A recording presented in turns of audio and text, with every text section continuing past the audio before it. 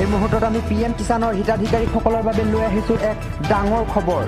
শীঘ্ৰেই কোটি কোটি লোকৰ একাউণ্টত সোমাব চৰকাৰী ধন। মে'ৰ শেষৰ ভাগত বা জুলাইৰ প্ৰথম সপ্তাহত ধন সোমোৱাৰ সম্ভাৱনা দেখিবলৈ পোৱা গৈছে। তাৰ বাবে মুকলি কৰা হৈছে এটা হেল্পলাইন নম্বৰো। শীঘ্ৰেই PM কিষাণ সন্মান নিধিৰ 14 নম্বৰ কিস্তিৰ ধন মুকলি কৰিব চৰকাৰে।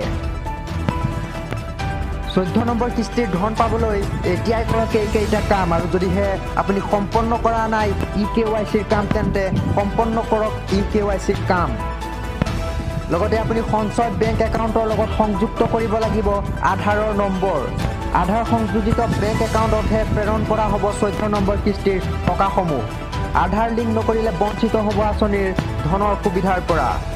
আৰু যদিহে আপুনি তালিকাত আপোনাৰ নাম চাব বিচাৰে তেন্তে আপুনি লগইন কৰিব লাগিব pmkishan.gov.in-ত। তাৰ পাছত ফৰ্মাছ কৰ্ণাৰত গৈ ক্লিক কৰিব লাগিব বেনিফিচাৰী লিষ্টত।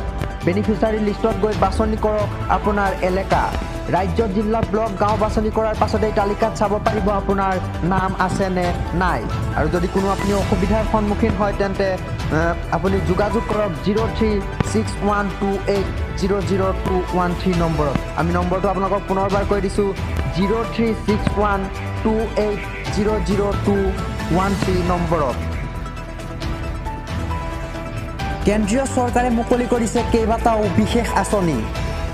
প্ৰধানমন্ত্ৰী মুদ্ৰা যোজনাৰ জৰিয়তে আপুনিও লাভ কৰিব পাৰিব 10 লাখ টকাৰ সুবিধা। আৰু যদি আপোনাৰ প্ৰয়োজন তেন্তে আপুনিও কৰিব পাৰিব ইয়াৰ বাবে আবেদন।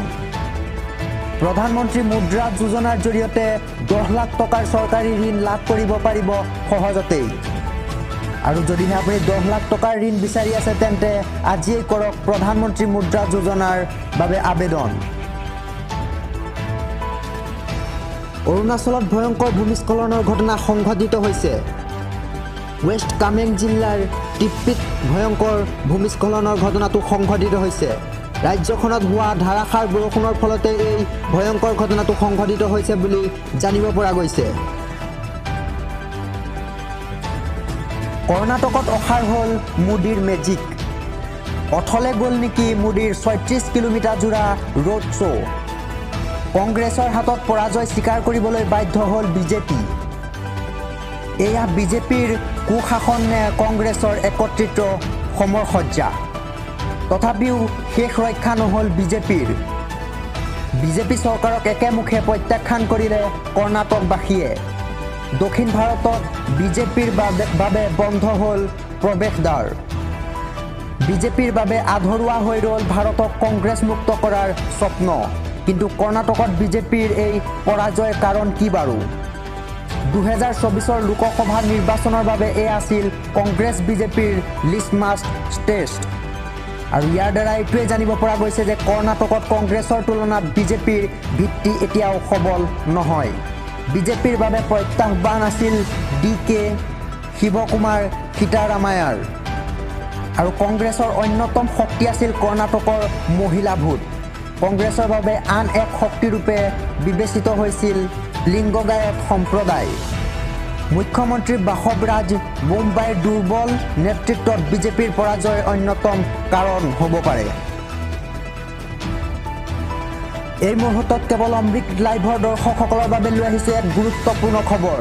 ATM অথবা বেংকৰ একাউণ্টৰ পৰা ধন সৰলকি হৈছে নেকি আপোনাৰ? কোনো প্ৰবঞ্চকে লুটি নিছে নেকি আপোনাৰ সাঁচতীয়া ধন? আৰু যদিহে আপুনি প্ৰবঞ্চনাৰ বলি হৈছে তেন্তে এতিয়াৰ পৰা আৰু চিন্তা নাই। আৰু যিসকল কোনো প্ৰবঞ্চনাৰ সন্মুখীন হোৱা নাই সেইসকলৰ বাবেও আহি পৰিছে ভাল খবৰ। যদিহে আপুনি প্ৰবঞ্চনাৰ বলি হৈছে তেন্তে চিন্তাৰ কাৰণ নাই। মুহূৰ্তৰ ভিতৰতে উভতাই পাব আপোনাৰ ধন। আৰক্ষীয়ে মুকলি কৰিছে এটা হেল্পলাইন নম্বৰ, আৰু সেই হেল্পলাইন নম্বৰটো হৈছে 1930 নম্বৰ। অনলাইন প্ৰবঞ্চনাৰ বলি হৈছে যদি তেন্তে ফোন কৰক লগে লগে এই 1930 নম্বৰটিত। 24 ঘণ্টাৰ বাবে আপোনাৰ বাবে এই সেৱা সক্ৰিয় হৈ থাকিব বুলি ইতিমধ্যে জানিব পৰা গৈছে। আৰু আজিয়ে আপোনাৰ মোবাইলত ছেভ কৰি ৰাখক এই নম্বৰটো। অনলাইন বিত্তীয় প্ৰবঞ্চনাৰ পৰা লোকে সদায় মনত ৰখা উচিত এই নম্বৰটো।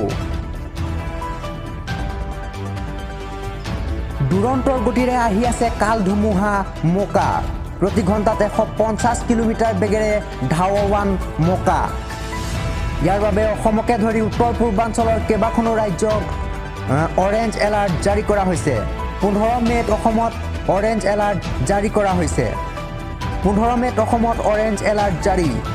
কেইবাখনো জিলাত প্ৰচণ্ড ধুমুহা বৰষুণ হোৱাৰ আশংকা কৰা হৈছে। 17 মে' পৰ্যন্ত হ'ব পাৰে ধুমুহা বৰষুণ। ইতিমধ্যে বাংলাদেশত জাৰি কৰিছে ইয়াৰ বাবে সতৰ্কবাণী। বাংলাদেশত মাইক লৈ মাছমৰীয়াৰ বাবে জাৰি কৰিছে এই সতৰ্কবাণী। দেওবাৰে সন্ধিয়াৰ পৰা অসমত আৰম্ভ হ'ব পাৰে বৰষুণ। আমি ইতিমধ্যে আপোনালোকক জনাইছোঁ দুৰন্তৰ গতিৰে আহি আছে কাল ধুমুহা মকা।